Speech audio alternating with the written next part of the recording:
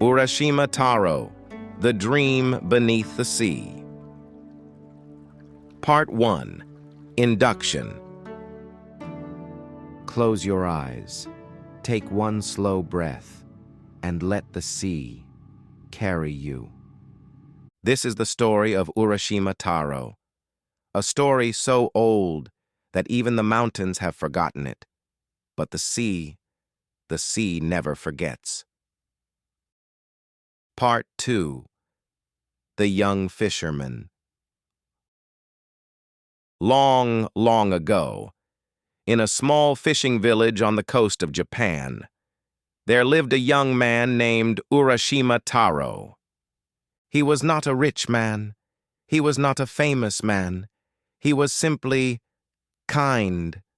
Every morning before dawn, he would walk down to the water's edge, his old wooden fishing rod over his shoulder, and the sound of the waves greeting him like an old friend. Shh, shh, shh. The other fishermen would sometimes tease him. "Urashima," they would laugh, "you spend more time watching the fish than catching them." And it was true. He would often stop his fishing to simply sit and watch the way the light moved through the water, the way a school of silver fish would turn all at once as if they shared a single thought. He found the ocean endlessly beautiful. One afternoon, as he was walking home along the shore, he heard a strange sound, small voices, sharp and mocking. He followed the sound and found a group of children huddled around something on the sand. They were poking it with sticks, laughing. Urashima pushed through, and there, on the wet sand, was a small sea turtle. It was young, perhaps the size of a large dinner plate. Its flippers were moving slowly, weakly, trying to push itself back toward the water. Its dark eyes were open, patient, unafraid. Something in Urashima's chest tightened. "Stop," he said quietly to the children. They looked up at him. "This creature has done nothing to you," he said. "Let it go." There was a moment of silence. And then, one by one, the children wandered off down the beach. Urashima crouched down beside the turtle. He examined it gently, checking that it was unharmed. Then, carefully, he cradled it in both hands, carried it to the edge of the water, and set it down in the cool, shallow foam. The turtle paused, just for a moment. It turned its ancient dark eyes toward Urashima, and then it slipped silently beneath the waves. Urashima watched the ripples fade. He smiled and walked home in the long golden light of evening. Part 3. The Messenger from the Deep. The next morning, Urashima rose before dawn as always and took his fishing boat out into the wide open sea. The water was very calm. The kind of calm that feels like the ocean is holding its breath. He sat quietly, his line drifting below him, watching the sky turn from black to violet to pale, pale gold. He must have dozed, because he was startled awake by a sound beneath his boat, a sound like water moving in a very particular way, intentional. He leaned over the side and looked down into the dark water. Rising from the depths, slowly, calmly, was a sea turtle. But not just any turtle. This one was enormous. Its shell was wide as a table and ancient, covered in pale markings that seemed to shift and rearrange themselves, like writing. It surfaced beside his boat, and then it spoke. "Urashima Taro," it said. Its voice was deep and slow, like a sound heard underwater, like the memory of a sound. "I am the turtle you saved yesterday. I have come on behalf of the Princess Otoheim, Lady of the Dragon Palace, deep beneath these waters. She has heard of your kindness, and she wishes to thank you. Will you come with me?" Urashima sat very still. Any other man might have run, but Urashima looked at the turtle's patient, ancient eyes, and he felt, not fear, he felt the strangest sense that he had been waiting for this moment his entire life. "Yes," he said softly. "Then hold on," said the turtle, "and do not be afraid of the water. Where we are going, you will be able to breathe. Just breathe and trust." Urashima stepped onto the great turtle's back. It was warm and solid beneath him, and then, together, they slipped beneath the surface of the sea. Part 4. The Descent. Down, down into the dark, cool water. Urashima expected to panic, but as the turtle had promised, he could breathe. The water moved through him like air, cool, clean, effortless. He exhaled a slow stream of silver bubbles. They floated upward, toward the distant shimmer of the surface above, growing smaller and smaller, until the surface was just a faint, wavering light. And then, not even that. Just depth. The color of the water changed as they descended. First pale blue, like a summer sky, then deeper blue, the color of twilight, then indigo, rich and heavy, then a strange, luminous blue-black that seemed to glow from within. Strange creatures drifted past, fish with fins like silk scarves, trailing behind them as they moved, jellyfish glowing softly, each one pulsing with its own gentle private light, long threads of bioluminescent plankton, drifting in slow spirals. The whole world down here was lit from the inside. The turtle moved steadily beneath him. Urashima could feel its great heartbeat through his palms. Slow, steady, ancient. He realized he had been holding his breath, not from fear, but from wonder. He exhaled slowly and let the darkness hold him. And then, far below, he saw it. A light, soft, warm, golden, growing slowly larger as they descended toward it. At first it seemed like a single lamp, then like a lantern, then like a window, then like a building, and then, as the turtle leveled out and glided forward, Urashima understood. It was a palace. Part 5. Ryugo-jo, the Dragon Palace. Ryugo-jo, the Dragon Palace. It rose before him like a dream made solid. Its gates were carved from living coral, deep red and pale pink and ivory white.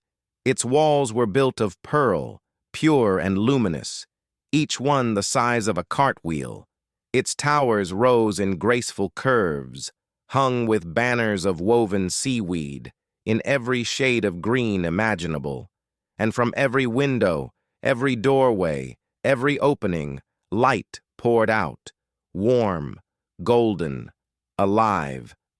The great gates opened as the turtle approached, and they were met by an extraordinary sight. Fish of every color and shape, wearing silk robes of deep blue and gold, bowed in welcome. Seahorses danced in slow, spiraling pairs. Octopuses moved with impossible grace, their arms flowing like the sleeves of a dancer. And above everything, the water hummed, a low, constant, perfect note that Urashima felt in his chest rather than heard with his ears. He was led through corridor after corridor, each one more extraordinary than the last. Floors made of polished abalone, shimmering with every color at once. Ceilings hung with chandeliers of living coral, glowing faintly. Gardens where flowers made of sea anemone bloomed in impossible colors. And then, at last, he was led into the great central hall. She was waiting for him, Princess Otohime. She was seated on a throne of white coral, dressed in robes of deepest sea blue, threaded with silver that seemed to ripple like water as she moved. Her hair was long and black, adorned with living pearls that glowed softly. Her eyes, when they met his, were the color of the deep ocean, dark, still, unfathomably deep. And when she smiled, the light in the room seemed to intensify, as if the palace itself was glad. "Urashima Taro," she said. Her voice was like water falling on stone, clear, musical, inevitable. "Welcome to my home. Your kindness reached us, even down here in the deep. Will you stay and let us show you our gratitude?" Urashima could not speak. He simply nodded. Part 6. The Four Seasons. What followed was unlike anything Urashima had ever experienced, unlike anything anyone had ever experienced.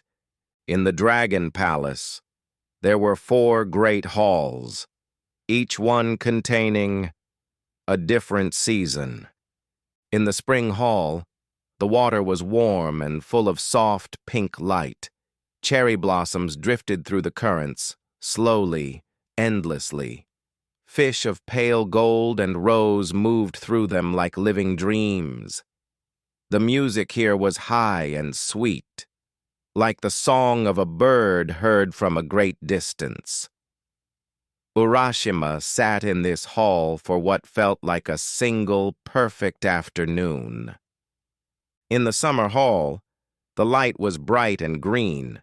Schools of iridescent fish moved through shafts of golden light, wheeling and turning, each one a flash of living color. The water here smelled of salt and sun-warmed stone. There was a sense of fullness, of abundance, of life pressing in from every direction. Urashima laughed here. For the first time in a long time, he simply laughed. In the autumn hall, the water was the color of amber and copper. Strange red leaves drifted down from somewhere above. The fish here moved slowly, thoughtfully. The music was low and long, full of a beauty that ached. Urashima sat here the longest.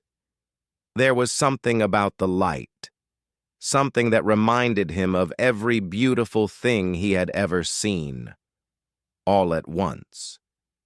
And in the winter hall, the water was dark and perfectly still. Tiny points of white light drifted through it, like snow, like stars. The silence here was total, not an empty silence, a full silence, the silence of something complete. Urashima sat in the winter hall and breathed and felt, for the first time in his life, completely at peace. The days, or what he imagined were days, blended together like colors in water. There was no sunrise, no sunset, no hunger, no thirst, no tiredness, only the endlessly beautiful present moment. He and Otohime would walk through the palace gardens together. She would point out the flowers whose petals glowed, the fish that sang when the water moved them, the ancient trees made entirely of black coral, whose branches were hung with pearls like fruit. She told him stories of the deep ocean, of the things that had lived and died and lived again in the dark and the silence. Stories so old, they made all of human history seem like a single afternoon. And Urashima listened and was simply happy. Part 7. The Longing. But one day, something changed. He was sitting alone in the autumn hall, watching the slow drift of copper light, and he felt it. A feeling with no name in any language, a pulling, a thread, somewhere deep in his chest, being slowly, gently tugged. He thought of the beach above, of the sound of the wind, of his mother's voice, of the smell of grilled fish and wood smoke on a cool evening, of the way the sky looked just before dawn, when it is neither dark nor light. He sought out Otohime. She was in the spring hall as she often was. When she saw his face, she already knew. Her expression did not change, but something in her eyes shifted, like the sea, going deeper. "You wish to return," she said quietly. Yes," Urashima said. "I am sorry. I don't understand it myself. I am happier here than I have ever been. And yet, Otohime said softly, "you are human." She was quiet for a long moment. "Very well," she said. "I understand." She led him to the coral gates. The great turtle was waiting, and in her hands, Otohime held a small box.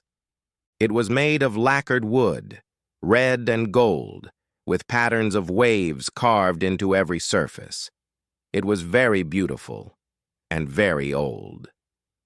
"This is the tamatebako," Otohime said, "the jewel box. Take it with you. It will protect you on your journey home." She paused.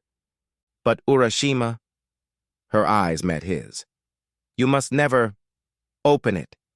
Whatever happens, whatever you find, do not open this box. As long as it remains closed, you will carry something of our world with you." Urashima took the box in both hands. "I promise," he said. He looked at her for a long time. There was so much he wanted to say, but in the end, he only said, "Thank you." She smiled. One last time. "Goodbye, Urashima Taro," she said. "The sea will always know your name." Part 8. The Return. The ascent felt different from the descent. The light above grew, slowly, steadily, brighter. Pale indigo, deep blue, lighter blue, silver, and then the surface. Urashima broke through and gasped, not from lack of air, but from the shock of it. The sky, the enormous gray windswept sky, the smell of the real sea, cold and sharp, the sound of waves. The turtle brought him to the shore. Urashima stepped off onto the sand and turned to say goodbye. But the turtle was already slipping back beneath the waves. Gone. He stood on the beach for a moment, the box cradled in both arms, and looked around.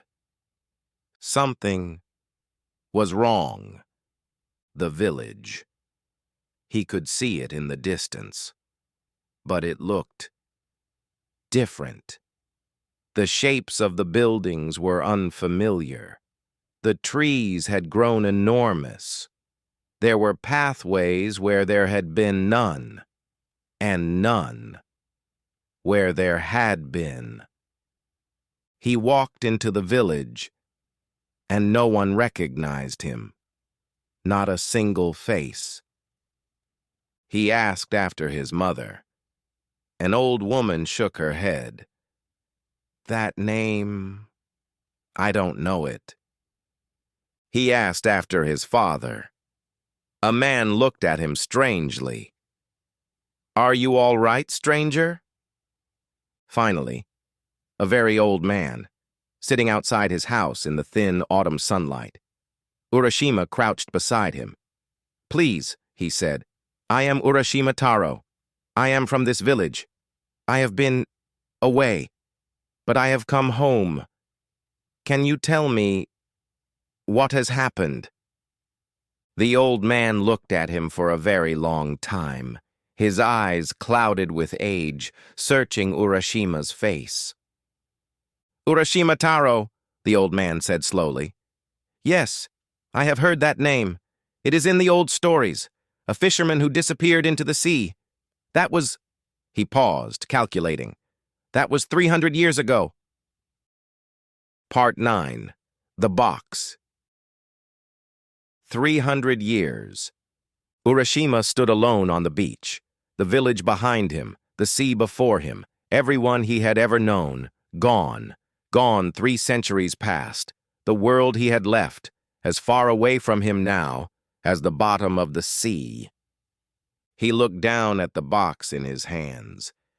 The tamate bako, beautiful, familiar, the only thing left from the world he had known. He thought of Otohaime's words. Do not open it. Whatever happens, do not open this box. But there was nothing left. Nothing and no one. And the box was all he had. His hands moved before his mind could stop them. He opened the box. What came out was not a sound. It was not a light. It was something that had no name. A white mist, thin and cold. It rose from the box in a slow, curling column and drifted toward him, around him, through him. And in that mist were 300 years. His hair turned white as sea foam, his skin folded like paper, his back curved. His hands that had been young and strong became the hands of an ancient man.